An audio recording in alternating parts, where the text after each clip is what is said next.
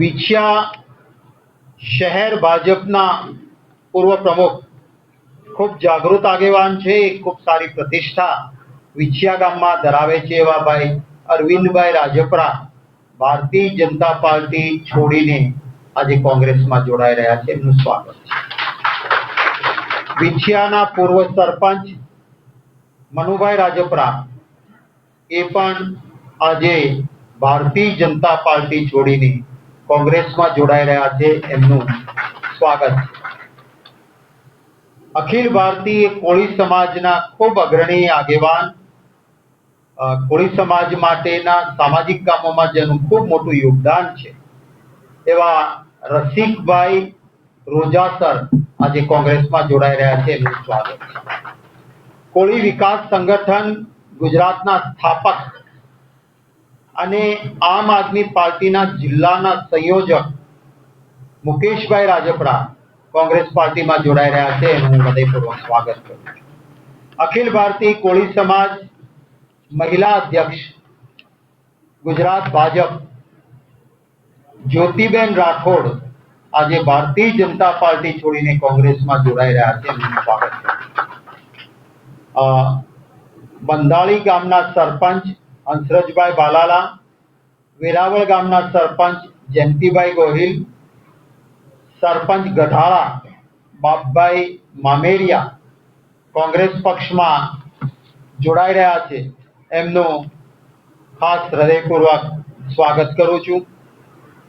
અમારા આગેવાનો જેમની સાથે પધાર્યા છે એમનો ખાસ વિશેષ આભાર માનું છું. ભાઈ શ્રી ભોળાભાઈ ગોહિલ, અવસરભાઈ નાકિયા, પ્રવીણભાઈ, વિપુલભાઈ બાવળિયા, સુરેશભાઈ ગેડા, ધીરુભાઈ સાયાણી, અરવિંદભાઈ તલસાણિયા, વિનુભાઈ મેનિયા, રણજીતભાઈ ગોહિલ અને અમારા વિરોધ પક્ષના જિલ્લા પંચાયતના નેતા સાકરિયાભાઈ, ભાઈ શ્રી નિદતભાઈ બારોટ, ભાઈ શ્રી મનસુખભાઈ, જલીલભાઈ રાજ્યગુરુ, સૌ આગેવાનોનો પણ આભાર માનું છું અને પ્રેસ અને મીડિયાના મિત્રોનો પણ આભાર માનું છું. જે જિલ્લા કોંગ્રેસ સમિતિએ વડાપ્રધાન શ્રીને સમય માંગતો પત્ર લખ્યો છે, ઈમેલ મોકલી છે, એની કોપીઝ અહીંયા અમારા પાસે છે.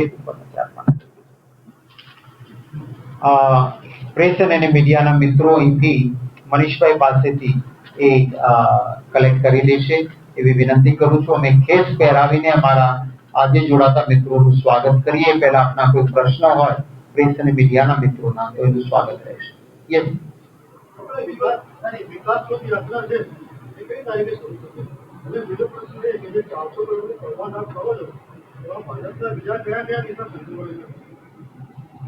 અમારા પાસે કેટલાક સત્યશોધક સમિતિએ આપેલા પુરાવા છે, એનો અહેવાલ પણ આપને આપીશું. જે સત્યશોધક સમિતિએ સ્થળ પર તપાસ કરીને આપ્યો છે એનો તપાસનો વિષય ગહન છે. મારો સ્વભાવ નથી કે યોગ્ય તપાસ પહેલા કોઈના પણ ઉપર આક્ષેપો કરવા. જેમાં મંત્રીના 2 દીકરાઓના નક્કર પુરાવા છે, જે સત્યશોધક સમિતિએ ત્યારે નામબદ્ધ રીતે આપ્યા હતા. સરકારના નાક નીચે કરોડોનું કૌભાંડ 3 વર્ષથી એફઆઈઆર મુજબ ચાલતું હતું, છતાં કોઈ પગલા નહોતા લેવાયા. વડાપ્રધાન શ્રી સમય આપશે તો એને પણ વિગતો આપીશું અને તંત્રને પણ વિગતો અમે વધારે જરૂર પડે તો આપીશું. પણ તપાસના અંતે સમગ્ર રાજ્યમાં આ કૌભાંડ ચાલી રહ્યું છે.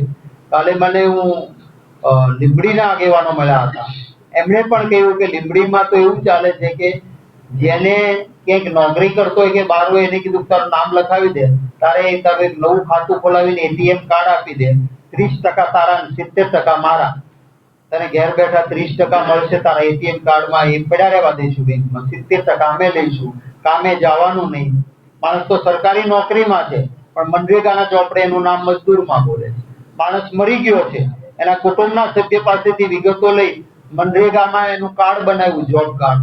રોજ એ મનરેગામાં કામે જાય છે એવું બતાવવાનું, 30% પહેલાને આપી દેવાના, 70% ભાજપના નેતાએ લેવાના. એટલે આ એક મસ્ત મોચું કૌભાંડ છે. એની ગહન તપાસ જો સરકાર જ તપાસ કરશે ગુજરાતની તો એ જ ચોર ને એ જ કોટવાળ ને એ જ ન્યાયાધીશ. એટલા માટે મેં આ વડાપ્રધાનશ્રીનો સમય માંગેલો છે. અને અમારી યાત્રા જે છે એ મેં પ્લાન કરી હતી, કારણ કે 26-27 વડાપ્રધાનશ્રીનો પ્રોગ્રામ છે. એ સમય આપે એમને મળાય એ પહેલો પ્રયત્ન છે, અને નહીતર એ પછીના અઠવાડિયાથી અમારા મિત્રો પ્લાન કરશે અને યાત્રા શરૂ કરીશું. હા,